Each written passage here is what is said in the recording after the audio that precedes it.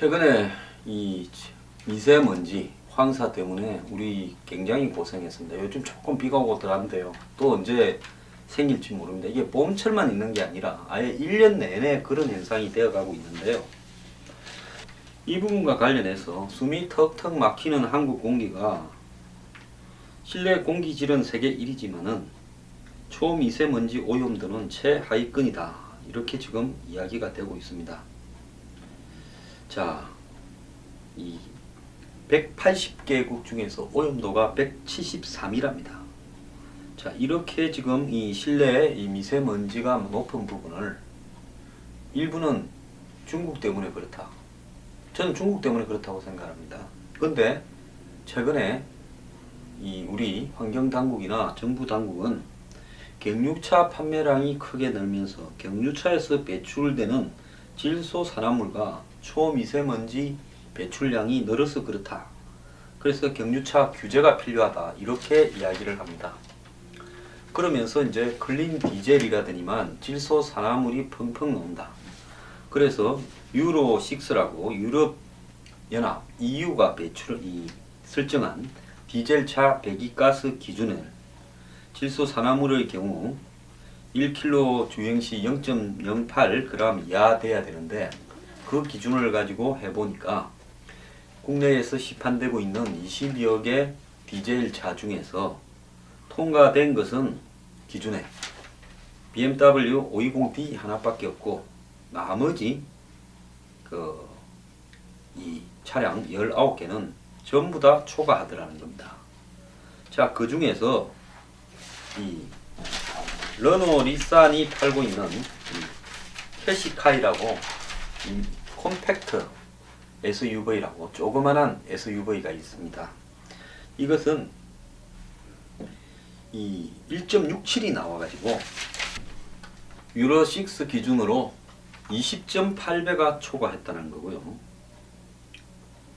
그 다음에 이 르노 삼성에서 최근에 그 또 콤팩트 SUV라고 팔고 있는 QM3, 이것은 스페인 공장에서 뭐 완제품 제조해가 국내에 판다는 건데 이거는 17배가 나왔다는 겁니다. 그래서 캐시카이에 대해서는 이 작년 11월 이후 이달까지 판매된 차량 814대에 대해서 전량 리콜하라고 조치가 환경부에 의해서 내려졌습니다. 17배가 높은 QM3에 대해서는 자발적 리콜 등 개선 대책을 요구하고 나머지 기준 초과 차량에 대해서도 제조사에서 자발적인 리콜을 요구하는 방향으로 가겠다. 이렇게 지금 이야기를 하고 있습니다. 우리나라 외제차가요, 점유율이 한 30% 이렇게 점유해 가면서 현대 기아가 자동차 산업이 무너지는 거 아니냐, 이렇게 우려가 높은 시점에서 이 환경 기준을 초과하면서 속이고 있는 외제차의 질소산화물 배출, 이 부분이 실제로 자기들이 밝히고 있는 기준보다 훨씬 높게 나왔다라고 이야기가 되면서 아마 국산차들이 한숨을 좀 돌릴 것 같습니다. 국산차들은 대부분 가솔린이고 디젤차가 별로 없죠. 근데 요즘 젊은 사람들은 클린 디젤이라는 차가 힘도 좋고 뭐 기름값이 덜 든다고 이걸 선호하는데요. 뭐 힘이 어떻게 더 좋고 또 외제차 이 바가지 씌우는 가격보다 디젤차를 몬다고 해서 절약되는 기름값이 얼마나 더 절약되는지 이해가 안 가는데요. 요즘 외제차들 보면 뭐 벤츠, BMW 일부 빼고는 나머지 브랜드들은 뭐 20%씩 뭐 그 이상씩도 할인해 갖고 팔지 않습니까? 이제 바가지 세우다가 한계가 온 거죠. 그래서 외제차들이 실제로 한국 사람들의 외제차 선호 경향을 놓고 이 부당한 가격을 책정해서 한국에는 굉장히 비싸게 팔고 또 자신들이 설정해 놓은 환경 기준을 위반하는 이런 일들이 있다면 이번에 철퇴를 맞아야 된다고 저도 보고 있습니다. 자, 이번에 이 환경부는 20개 차종을 대상으로 각각 3,000km 길들이기 주행을 실시한 후 실내 인정 시험 모드, 또 고속도로와 도시 및 교외 도로를 달리는 실도로 조건 주행, 외부 온도를 고온 저온으로 변화를 해서 이 체크해보는 다양한 실험을 했는데요. 이 소형 SUV 캐시카이가 실내 및 실외 배기가스 검사를 통해서 배기가스 재순환 장치 EGR이라 부르는 장치가 정상 조건에서도 작동 중단이 되어서 그래서 실제로 질소산화물이 많이 배출되는 일들이 나타났다. 지금 그렇게 이야기를 하고 있습니다. 그래서 지금 18개가 배출량 기준을 넘었었는데요. 이런 어떤 그 차들도 엔진룸의 온도가 섭씨 45도가 넘는 고온 조건에서 EGR이 멈췄는데 캐시카이의 경우에는 35도만 돼도 EGR 장치가 작동을 멈추면서 배기가스를 과다 배출했다. 그래서 국내 인증 검사를 통과를 위해 배기가스 저감 장치를 임의로 조작한 것으로 이 폭스바겐의 디젤 게이트와 비슷한 사례다. 즉, 이 시험을 할 때만 그 부분이 가능한 것처럼 해놓고 실제로 팔 때는 그러지 않은 차를 팔았다라고 이야기하고 있습니다. 근데 여기에서 실제 지금 중요한 게요. 국내 법이 문제인데요. 작년 11월에 배출가스 조작이 드러난 폭스바겐 아우디 15개 차종 12만 5,500대에 대해서 대당 11만원 꼴로 과징금 141억을 부과했는데요. 이는 대기환경보전법이 인정 성능과 다른 차량을 제작 판매한 경우, 즉 차를 팔 때 거기에 나와 있는 성능이 있지 않습니까? 그것과 다른 차를 팔았을 경우에는 매출액의 1.5%를 과징금으로 부과돼 차종당 이 항도액을 10억으로 설정해 놨기 때문이라는 겁니다. 자, 이에 대해서 비판이 있자 국회가 1월 달에 법을 개정해 10억에서 100억으로 올렸지만은 이 닛산의 캐시카이는 매출액의 1.5% 규정에 막혀서 이렇게 이번에 하고도 3억 3천만 원밖에 과징금을 물지 않는다는 겁니다. 자, 그래서 우리가 가습기 살균제라든지 여러 가지 사안을 거치면서 국민의 이 생명이나 안전을 감당하는 부분에서 정부의 어떤 법률이나 이런 것들이 제도가 또 시스템이 상당히 미흡하다라는 것을 알고 우리가 불만을 가지고 있는데요.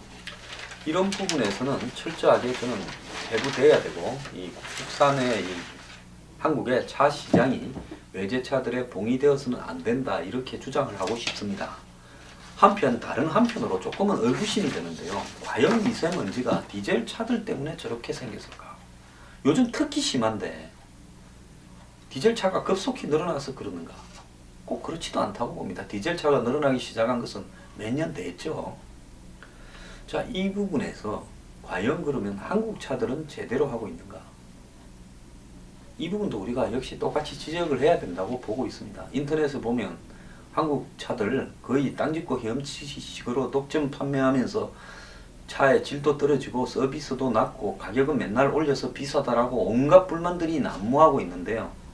자, 이런 방식을 통해서 외제차를 때려잡는 거 좋습니다. 찬성합니다. 불법 저지른 놈 다 잡아야지요. 근데 한국 차는 똑바로 하고 있는가? 황장수의 뉴스 브리핑 미래경영연구소가 여러분들과 그리고 미래경영연구소 회원분들과 더불어서 사회개혁을 위해서 만들어가는 방송입니다.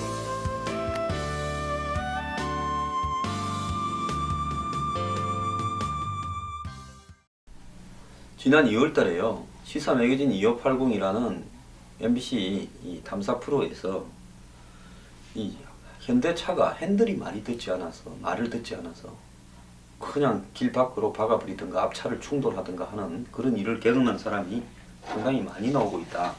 그래서 이 부분에 대해서 뭐가 문제냐고 이제 이렇게 해보니까 전동 그 파워 스티어링 시스템, 즉 전동 핸들 시스템이 오작동되고 있다. 즉 운전자 말 생각대로 이렇게 돌려도 차는 그것이 차의 방향에 영향을 미치지 못하고 따로 놀고 있다. 이런 문제입니다. 그래서 한 운전기사는 죽을 고비를 넘겼다라고도 했고 결국 전동 파워 스티어링이 결함이다라는 것이 이렇게 의심이 됐다는 부분인데요. 즉 이 전동식 운전대가 핸들이 주행 중 갑자기 작동을 멈추는 현상이 나타나거나 오작동이 발생할 경우에는 이것은 탑승자의 생명과 직결되는 문제 아니겠습니까? 방송 직후에 현대차는 공식 블로그를 통해 가지고 무상 교체 사실을 알렸습니다. 그래서 연합뉴스에 따르면 무상 교체 대상 차종이요 많습니다. 맥스 크루저, 산타페, i40, 벨로스트, 그랜저, YF 소나타, i30 FD, 아반떼 HD 등인데 그런데 이 무상 교체 사실을 공지한 이후에 소비자들의 비난이 폭주하고 있다는데요. 문제를 인정하면서도 소음이라는 조건을 달았답니다. 정식 리콜이 아니란 이유로 기존에 수리받은 소비자는 보상해주지 않는 점도 문제고, 무상 교체하기 전까지 현대차는 불편을 호소하는 소비자들에게 이 전동 스티어링 전체를 교환하는 방식으로 수리를 해왔는데, 보증기간이 지난 차량은 80만원에서 100만원어치의 그 수리비를 감수하라 했다는 겁니다. 자, 무상 수리하고 리콜은 차이가 분명합니다. 둘은 수리 과정에서도 차이가 있다. 강제성을 지닌 리콜은 제조사가 공개적으로 결함 사실을 알리고 소비자들에게 일일이 통보해야 되는데, 또한 리콜 시행 전 수리를 받은 사람에는 비용을 보상해 준다는 겁니다. 하지만 무상 수리는 제작사가 소비자에게 공지할 의무가 없고 직접 서비스 센터를 찾아온 경우에만 해당된다는 겁니다. 또 조치를 취하기 전에 소비자가 결함 수리를 해도 그것도 보상을 안 해준다는 겁니다. 자, 현대차는 이 소비자의 생명을 위협하는 파워 스티어링의 결함에 대해서 이렇게 블로그에 그냥 조용히 알려서 무상 수리해 준다라는 식으로 가고 있는데, 이것도 여러 가지 문제가 많다는 겁니다. 업계에 따르면 2010년형 소나타 다수에서 이런 문제점이 굉장히 많이 발생했다고 하는데요. 또 이런 동일한 MDPS 부품이 장착된 2010년형 K5에도 이 문제가 있었다는 겁니다. 근데 현재 기아차는 불편을 호소하는 차주들에게 MDPS 전체를 교환하는 방식으로 수리를 해나갔는데, 그것도 보증기간이 지난 차는 80에서 100만원까지 수리비를 냈어야 된다는 겁니다. 현대차 측은 조항장치의 문제가, 조향장치라는 것이 핸들의 문제입니다. 말 일부러 이렇게 복잡하게 하네요. MDPS의 문제 때문만 발생하는 게 아니다. 공식 서비스 센터는 원칙대로의 차주에게 정확한 원인을 알려주고 그에 맞는 무상 정비를 해주고 있다. 자, 그런데 조선비즈의 김대훈 기자는 MDPS의 결함 논란에 대해서 전문가들은 현대차의 책임이 크다고 지적한다. 자, 일부 소비자들은 현대 기아차를 흉기차라 그러는데 왜 이런 말을 듣고 있는지도 반성해야 된다, 이런 내용인데요. 자, 현대차가 신형 소나타 13만 9,500대를 리콜 조치했다. 조향 장치 문제가 10건가량 접수됐고 특별한 사건, 사고는 없었는데 즉각 리콜을 지시했다. 이것은 국내 이야기가 아니라 미국에서 그렇게 했다는 겁니다. 2010년 미국에서 이렇게 발생을 하니까 현대가요, 즉각 10건이 좀 문제가 있다고 하니까 13만 9,500대를 다 바꿔줬다는 겁니다. 근데 미국의 도로교통안전국이 단 2건의 민원을 받았답니다. 소나타의 스티어링 조인트의 연결이 느슨해진다는 2건의 민원. 단 2건으로 미국 정부가 소비자들 권익을 반영하고 있으니까 현대가 겁을 먹고 해줬다는 겁니다. 자, 그런데 우리나라에는 시사 매거진 2580에 이런 부분에 관한 많은 어떤 차들의 문제가 지적이 되었습니다. 그럼에도 불구하고 이 한두 건이 아니라요, 그 시사 프로그램에서만 한 대여섯 건의 피해 정언이 나옵니다. 사고를 당했다는 사람이요.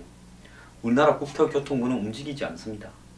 국토교통부는 현대차의 이 조향장치 결함을 조사 중이라 밝히고 있는데 2014년부터 조사를 하고 있다는데 아직 결과가 나오지 않고 있습니다. 기자들은 물론 시민단체에서 국토교통부 담당자에게 전화를 해도 조사 과정이 워낙 복잡하고 대상이 많아서 시간이 걸리겠다 이럽니다. 미국의 도로교통안전국은 단 2건만 가지고도 빨리 움직이니까 현대가 겁먹고 리콜을 하겠다는데 한국에서는 배째랍니다. 자, 우리나라 소비자들이 이런 피해를 보고 있는데도요, 우리는 리콜 제도도 허술하고 집단 소송제도 없어서 해결 방안이 없는 겁니다.